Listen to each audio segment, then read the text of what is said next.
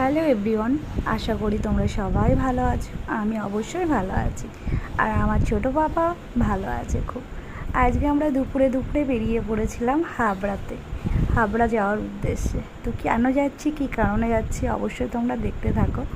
রাস্তাতে পাপার দুষ্টুমিগুলো দেখো। রাস্তায় পাপা যে গাড়িগুলো দেখছে দাঁড়িয়ে রয়েছে, সেই গাড়িকে জিজ্ঞাসা করছে এটা কি গাড়ি। তো ওকে বলতে বলতে আর চেনাতে আমরা যাচ্ছিলাম হাবড়াতে। ও টানা রৌদ্র, ওর গালগুলো একদম লাল ব্লাশ করছিল। আর আমি তো দেখো একদম চশমা পরে মানে ঢেকে ঢুকে একদম রেডি। তো পাপা কোনো মতেই বসবে না, দাঁড়িয়ে যাচ্ছিলো। তারপরে পাপার খুব ঘুম পেয়ে যাচ্ছিলো, ঝিমিয়ে পড়ছে পাপা বারবার করে। তো পাপাকে বারবার বলছো দেখো গাড়ি, ও শুনছেই না। তারপরে লাস্ট পর্যন্ত ঘুমিয়েই পড়লো পাপা। তো আমাদের রাস্তা এখনও শেষ হলো না, কারণ অনেকটা আমাদের বাড়ির লোকেশান থেকে হাবড়া যেতে অনেকটাই দূর।